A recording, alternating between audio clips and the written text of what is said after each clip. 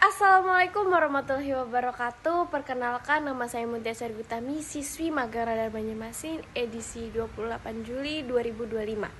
Hari ini saya akan membawakan berita tentang kolaborasi mewujudkan ekonomi syariah.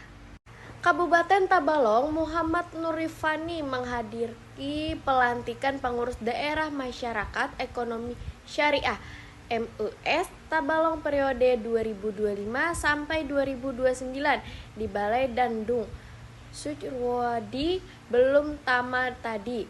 Ketua Pengurus Wilayah MUS Kalimantan Selatan Mirijani melantik Wahyu Wibowo sebagai Ketua MUS Tabalong. Kabupaten meminta MUS berkolaborasi dengan Pemkab Tabalong dengan memberikan literasi kepada usaha mikro, kecil, dan mencegah UMKM terkait sertifikasi halal. Sekian dari saya. Wassalamualaikum warahmatullahi wabarakatuh.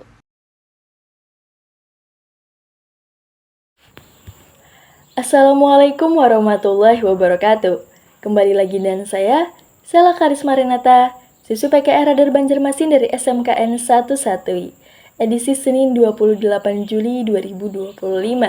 Berita hari ini akan membahas mengenai mendorong pemerataan, menguatkan daerah, peran DAU dan DBH. Pembangunan ini masih menjadi tantangan utama bagi Indonesia.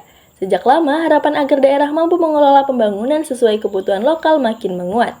Namun di lapangan tidak semua daerah punya sumber daya dan kemampuan keuangan yang sama. Daerah perkotaan atau yang kaya sumber daya alam tentu lebih mudah membiayai pembangunan. Sementara daerah di pedalaman, pesisir atau pulau-pulau kecil kerap terbatas fiskalnya. Untuk menjabani kesenjangan ini, pemerintah pusat setiap tahun menyalurkan dana alokasi umum dan dana bagi hasil ke pemerintah daerah.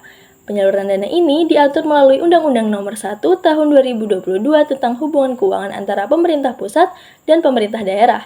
Undang-undang ini menegaskan pentingnya pemerataan kemampuan keuangan daerah agar layanan publik seperti pendidikan, kesehatan, jalan, air bersih bisa dirasakan merata. Penyaluran DAU dan DBH tidak lepas dari peran kantor pelayanan pembendaharaan negara yang tersebar di berbagai kota di Indonesia. KPPN berfungsi sebagai kepanjangan tangan Kementerian Keuangan di daerah, memastikan dana dari pusat sampai ke pemerintah daerah tepat waktu dan sesuai kebutuhan. Di antara KPPN itu adalah KPPN Tanjung yang membawai 3 kabupaten yaitu Tabalong, Hulu Sungai Utara, dan Balangan. Hingga pertengahan tahun 2025, KPPN Tanjung mencatat total penyaluran dan ketiga daerah di wilayah kerjanya telah mencapai 2,14 triliun rupiah atau sekitar 43,44% dari total anggaran tahun ini. Bagi masyarakat awam, DAU dan DBH mungkin hanya terdengar sebagai istilah teknis keuangan negara. Padahal di balik itu, dana inilah yang menopang biaya operasional pemerintah daerah mulai dari pembayaran gaji guru dan tenaga kesehatan, membangun jalan lingkungan, menyediakan air bersih, hingga memastikan layanan kesehatan di puskesmas tetap berjalan. Sayangnya, di beberapa daerah dana transfer masih banyak terserap untuk belanja rutin, seperti gaji pegawai ketimbang belanja pembangunan yang benar-benar menyentuh masyarakat. Sekian berita hari ini, jangan lupa like, comment, share, dan subscribe channel ini. Radar Banjarmasin paling paham soal Banua. Saya Sela Karisma Renata. Wassalamualaikum warahmatullahi wabarakatuh. Warahmatullahi wabarakatuh. Kembali lagi bersama saya Verlita Viviandini, siswi PKR Radar Banjarmasin edisi 28 Juli 2025 yang berjudul DPM PTSP Tabalong dukung pelayanan berbasis teknologi informasi dalam rangka memberikan pelayanan yang maksimal kepada masyarakat di bidang perizinan dan non-perizinan Dinas Penanaman Modal dan Pelayanan Terpadu Satu Pintu.